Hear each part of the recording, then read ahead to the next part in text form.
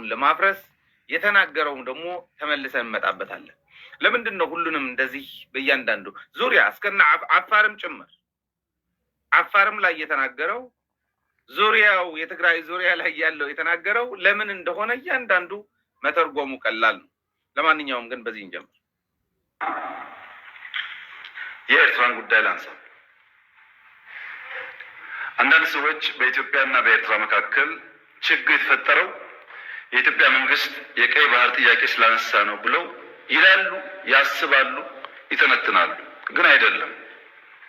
ኤርትራ ከተፈጠረች ዘመን ጀምሮ በኢትዮጵያ መንግስትና በኤርትራ መካከል ኢሹ ነበረ። ታውቃላችሁ። እኛ ከመጣን በኋላ አያስፈልግም ይቅርብን ብለን ሞክረናል። 5 ዓመት ለምነናል። ጸቡ የተጀመረው ብዙዎች እንደሚያስቡት የቀይ ባህር ጉዳይ ሲመጣ አይደለም።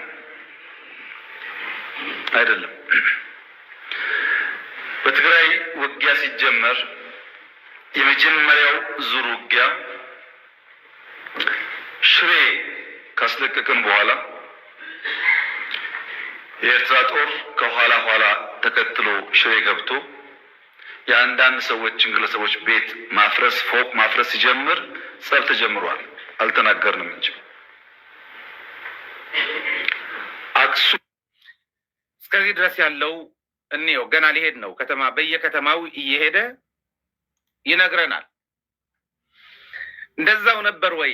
እያንዳንዱ እየመለስ ነው እንድንሄድ ብዬ ነው።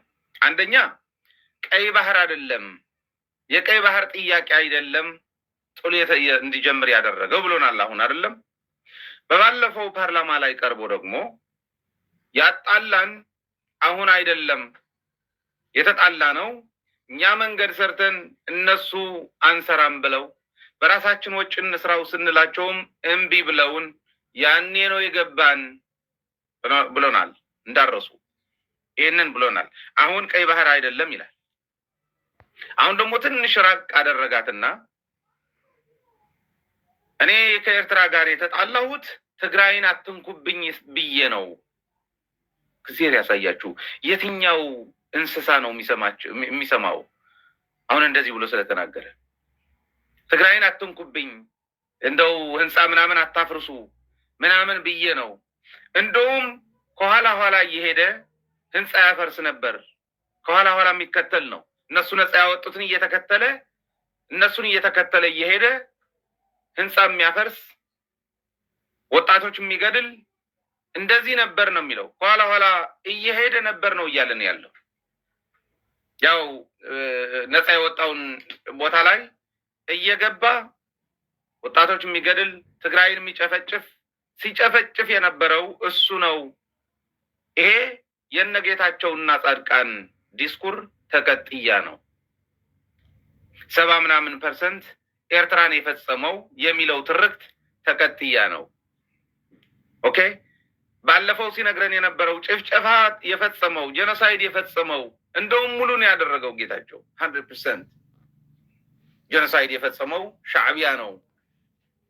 ግን ምን ረሳ መሰላችሁ? ሰውየው ትላንት የተናገረው ስለሚረሳ ጥሩ ምላስ ስላለው ህዝብን ለመሸወድ ስለሚፈልግ ትላንት ዘንድሮ የሻዕቢያ ሰራዊት ባይገባ ኑሮ ከኤርትራ ጋር ባንታረቅ ኑሮ ምን ይውጠን ነበር ብለዋል። ማለት ምን ማለት ነው? ከኋላ እየተከተለ የሚጨፈጭፍ ሰራዊት ነው እንደው ወደ ሰላም የመለሰ ምን ይውጠኝ ነበር ባልከው ጦርነት ላይ ራስህ በከፈትከው ጦርነት ላይ ያዳነኝ የኤርትራ ሰራዊት ነው እንዳላልክ ዛሬ ኤርትራ ከኋላ እየተከተለ ጨፍጫፊ ነበር ብለዋል። ሁላችሁም ጨፍጫፊዎች ነበራችሁ፣ ምንም ጥርጥር የለው። ግን ሻዕቢያ እናንተ ነፃ ያወጣችሁት እናንተ ሰው ሆናችሁ የኢትዮጵያ ሰራዊት ሆኖ ከትግራይ ሰራዊት ጋር ገጥሞ እንደው ነፃ እያወጣ የሚሄድ የኢትዮጵያ ሰራዊት ሆኖ ነፃ በወጣለት እየመጣ የሚጨፈጭፍ ደግሞ የኤርትራ ሰራዊት መሆኑ ነው በሱ አነጋገር። ግን የረሳው ትላንት ጦርነቱ በ2 ቀን በ3 ቀን የወያኔ ታንኮች እዚሁ አዲስ አበባ ይጎቡ ነበር እያሉ እያንዳንዱ የእሱ አፈቀላጤ ሲናገር የረሳ ነው መስሎታል። ከኤርትራ መንግስት ከኤርትራ ህዝብና መንግስት ባንታረቅ ኑሮ ምን ይውጠን ነበር እንዳላለ የረሳ ነው መስሎታል።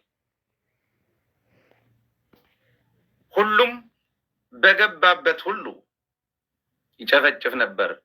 ሁሉም ገብቶ የፈጸመው ወንጀል ባለቤቱ ዋናው የወንጀሉ አቀነባባሪ የወንጀሉ መሪ ደግሞ አብይ አህመድ ነው። ሲጀምር የትግራይ ህዝብ በኤርትራም ሆነ በሌላም እንዳይጨፈጨፍ ሲጀምር እሱስ ምን ለምን ጦርነት አወጀበት ተብሎ ቢጠየቁ መልስ የለውም። የትግራይ ህዝብ ለማስጨፍጨፍ ከየነበሩበት ትግራይን የሚጠላ የተባለውን ጋኔን ሁሉ አጋንንቶቹ የጠራ ያቀነባበረ አጋንንቶቹን የመራ የትግራይን ህዝብ ያስጨፈጨፈ አብይ አህመድ ነው።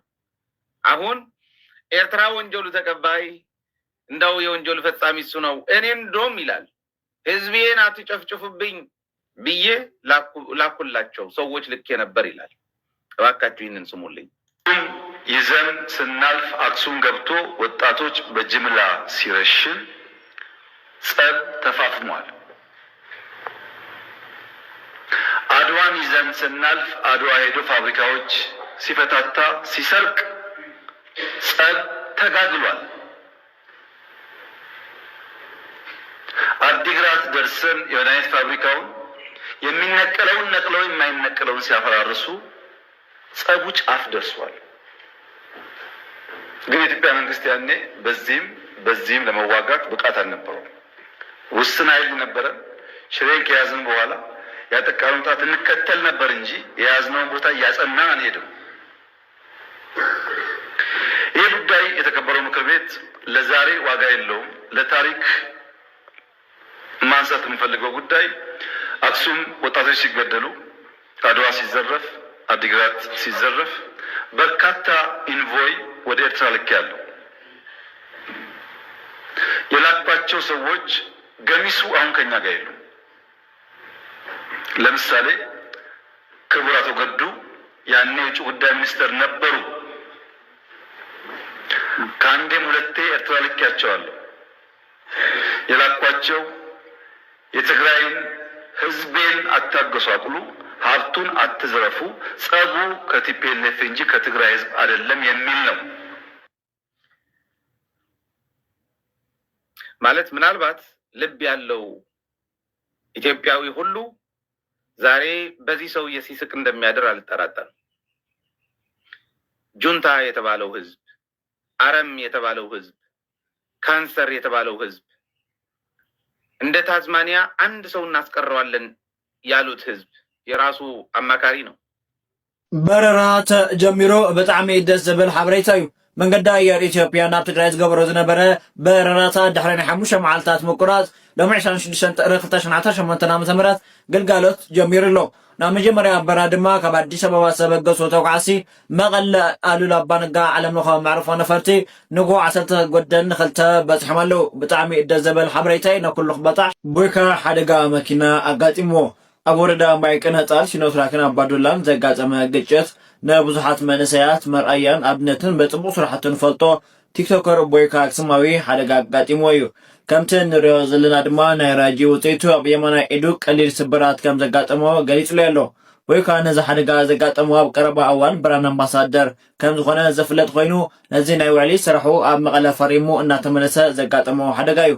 ኣብ ዝሓ ሰዓት ኣብ ፅቡቅ ኩነታት ከም ዘሎ ዝገለፀለ ኮይኑ ኣብ ቀረባ እዋን ድማ ናብ ስርሑ ክምለስ እዩ። ቦይካ ኣክሱማዊ ብዘጋጠመካ እንደበታዊ ሓደጋ ብሰላም እንኳ ተረፍካ ፈጣሪ ሙሉእ ምሕረት ይግበረልካ።